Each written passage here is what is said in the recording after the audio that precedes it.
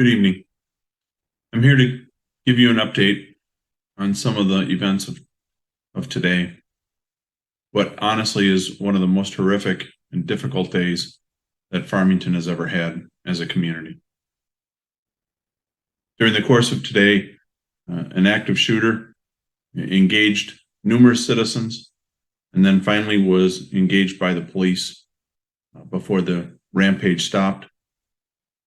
At the end of the day, 10 people were injured, 4 of them killed, including the suspect.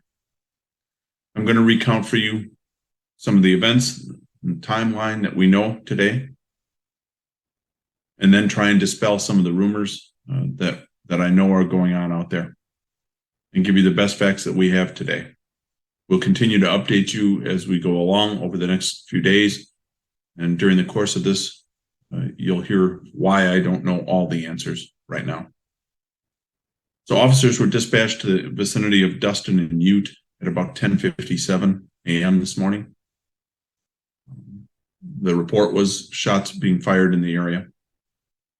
The first officer on scene came in at 11:02, and at 11:05 it was announced that shots had been fired by officers and that the suspect was down, and almost simultaneously that an officer had been shot as well. Then about a minute or so, officers had begun transporting the wounded officer to the hospital, to San Juan Regional Medical Center, and the officer was being treated there within just a few minutes. All told, during the course of the event, the suspect, who's identified as an 18-year-old male, fired at least 3 different weapons that we can confirm at this point, including one being an AR-style rifle. 3 citizens were killed, 2 officers were wounded, 4 other citizens were injured, and the suspect ultimately was shot and killed by responding officers. The event is difficult to understand how something like this happens, but we are doing the best that we can to piece through and talk with family members of the suspect, piece through what was going on, look at the evidence to see if we can figure out what the motivation was. But at this point, it appears to be purely random, that there was no schools, no churches, no individuals targeted. During the course of the event, the suspect roamed throughout the neighborhood up to a quarter of a mile. At least 6 houses and 3 cars were shot in the course of the event, as the suspect randomly fired at whatever entered his head to shoot at during the course of the event. Responding officers were able to locate him in the 700 block of North Dustin and engaged him, and the suspect was shot at least 1 time and was killed there at the scene by responding officers. I don't even know what to say on an event like this. How do you address it? I have my deepest condolences to the family of the deceased. I'm unbelievably proud of responding officers with the threat that they faced, with the chaos of the scene and all the calls that came in. We had at least 9 calls to dispatch, putting information all over the place about where the suspect was. They could hear gunfire. Some were giving locations. The suspect's moving. We're responding the best that we can to pin down the suspect's location. And then when they do, there's an exchange of gunfire, and at least 1 Farmington officer was shot. A second officer, a state police officer that was responding, was shot as well. That officer drove himself to the hospital. I talked with Colonel Tim Johnson from the state police. The officer is still in the hospital. He's doing well at this moment, and our officer has been treated and released as well.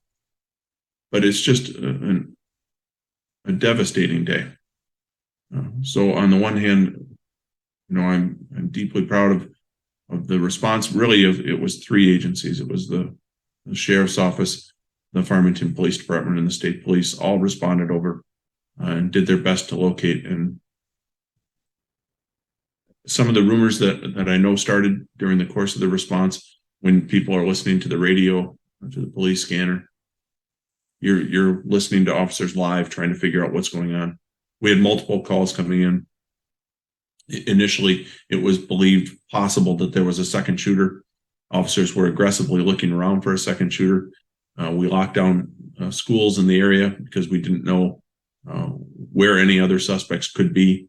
But at the end of it, it does not appear there ever was a second shooter. It appears it was just this one suspect that we were able to stop. Other rumors, I know will continue to come up. But like I said, it appears to be completely random. There was no targeting of specific victims that we can identify at this stage. Now, all of that is very early in a look at an extremely wide and complex scene. Like I said, over a quarter of a mile, suspect firing from 3 different weapons, suspect being engaged by officers. So figuring out everything that happened will take us time. And we will continue to update you as we go along. Tomorrow at 2:00 for the media, we will have a press conference at the police department, and we'll give you the latest that we have at that point. But for tonight, as I sign off on what has been just an unbelievable day, a devastating day for our community in so many ways, I want to thank the officers and their families who responded and confronted this threat. And I send out my deepest condolences, and I know the whole community does, to the victims. And we will provide you more information as it becomes available. Thank you, and God bless us.